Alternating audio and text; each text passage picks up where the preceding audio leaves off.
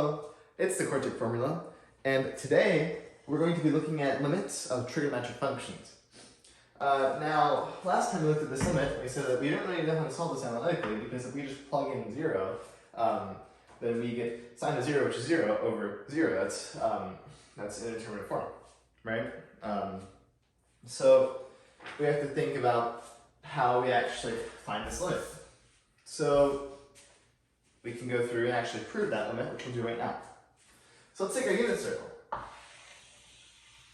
And really we're just going to be interested in the first quadrant, right? So first, let us take some triangle here. And then let's take the sector. And then let's take this triangle here.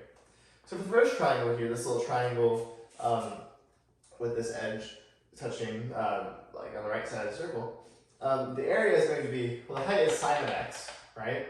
So height sine of x. So the area is 1/2 the base. The base is 1 right here, and the height is sine of x. So 1/2 times 1 times sine of x, or just sine of x over 2. Let's give angle x. Sine of x, I should use theta, but we'll use x, so it's an x. Sine of x over 2. That's going to be less than or equal to the area of the sector, which is 1/2 theta r squared, but our radius is 1, so it's equal to 1/2 theta. So 1/2 theta, which is less than or equal to, so over here we have tangent of x is equal to the opposite divided by this adjacent, but that's 1, right? So radius is 1. So opposite is equal to tangent of x, which means that the height of the triangle is 1/2, our base is 1, times the height, which is tangent of x, or just tangent of x over 2. Why did I put theta here? It should be x right now. Sorry about that. Great. So now we have tangent of x over 2. So now we can divide everything by sine of, multiply everything by 2 first, giving us sine of x less than or equal to x is less than or equal to tangent of x over 2, right? Now we can divide everything by sine of x, giving us 1 is less than or equal to x over sine of x is less than or equal to tangent, so sine of x over cosine of x over sine of x. Now we can simplify this, multiply by 1 over sine of x, 1 over sine of x, yielding us 1 over cosine of x, so 1 over 2 cosine of x. And now what we can do is we can take, oh sorry, we don't have the 1/2 here anymore, do we? Sorry about that. I was like, okay, it's not going to be the right thing. Right, so we can take this 1 over cosine of x, and now with inequalities, we can take the reciprocal and flip the order of the signs. So we'll do that. We'll take the reciprocal.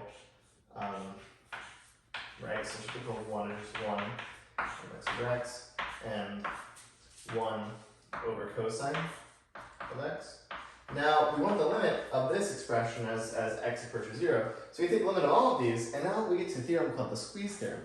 And a squeeze theorem states if we have some function, let's say h of x, in between two other functions, and the limit of the limit of as x approaches a of f is equal to L, and the limit as x approaches a of g is equal to L, right? So it's sort of being squeezed by the two functions on the outside, because h of x in the middle. Then, if these conditions are satisfied,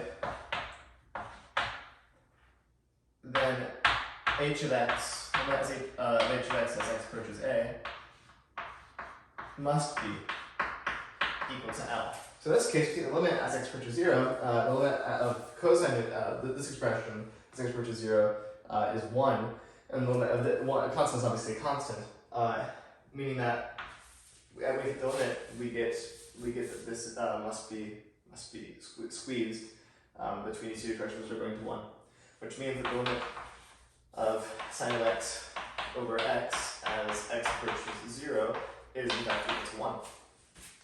So look, we just proved that, which is pretty cool. So now, this is great, but what can we do with it? Well, A, we just discovered how to deal with a limit that, that is something that we couldn't deal with before, right? And B, we can use this limit to get to other limits. So I won't go through the entire proofs of these of this x limit, but you should know that the limit of cosine of x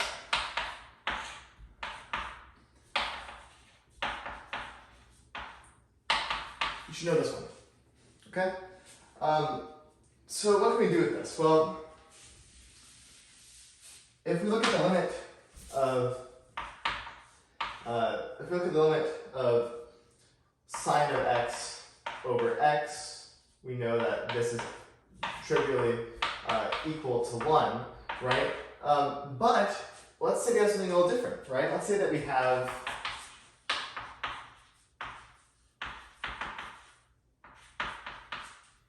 sine of 3 of x over x. Well, here's the thing. We know that we can know your constants have limits. We also know that sine of x isn't a linear function, and thus sine of 3x is not equal to 3 sine of x, right? So the thing is, we have to find a way to deal with this limit, right, using this identity. Well, here's what we can do. We can multiply with 3 over 3. We have 3 sine of x, 3 sine of 3x, over 3x. Now, we can pull up the 3 out front, because then we can pull constants out of limits, right? Using us with this. Now, you might look at this and say, well, okay, well, we still have sine of 3x over 3x, now we have sine of x over x. Well, the cool part is that when 3x approaches 0, well, okay, let's say we have u equals 3x. Well, when 3x approaches 0, right, u approaches 0. So if we do a substitution here, and do 3 limit as u approaches 0, where u is equal to 3x, of sine of u over u, that approaches 1, and we get 3. Which is true. So that might seem a little confusing, but all we did is we said, okay, well, this number, like our variable u, as 3x approaches 0, u approaches 0, right? So we can just plug u in for 3x, and we realize it's sort of the same thing. It's just 3x composed into this. So 3x approaches 0, well, of course, sine of x, of course, like, the interior, like, these are going to approach 0 as well, right? So of course u is going to approach 0. Which leaves us with 1 here, multiplied by 3, giving us 3. Now, that makes us think of the limit substitution theorem, which I'll prove later. It's not like necessarily the most serious and important result. But if you're interested, you can read some analysis stuff. I'll have a video on it soon. So yeah, let's get into the limits of some other trig stuff, just so that we know what to deal with. So there are some trig functions that limits are a little trickier to deal with. I'll cover these in the next video. So, for example, this one is very tricky to deal with. It actually is an oscillating discontinuity. So that one's actually quite fun. The limit as x approaches 0 on this is something that we will encounter next time. We know the limits of trig functions. I mean, it's pretty self-explanatory. Like, if you limit as x approaches 2 pi of cosine of x, it's going to be 0. So, sorry, 1. 1. And if you limit as x approaches 2 pi of sine of x, it's 0. So, same goes for tangent. Obviously, if you limit as x approaches pi over 2 of tangent of x, then that's going to be a case that we'll deal with. The limit approaches infinity, because we'll deal with soon. But yeah, this is just a nice video on the proof of that identity. The limit of sine of x over x as x approaches 0 is in fact 0. So I appreciate it. Next video we'll cover limits like this, oscillating discontinuities, and trig functions and things of that nature. So thank you for watching, and have a great day.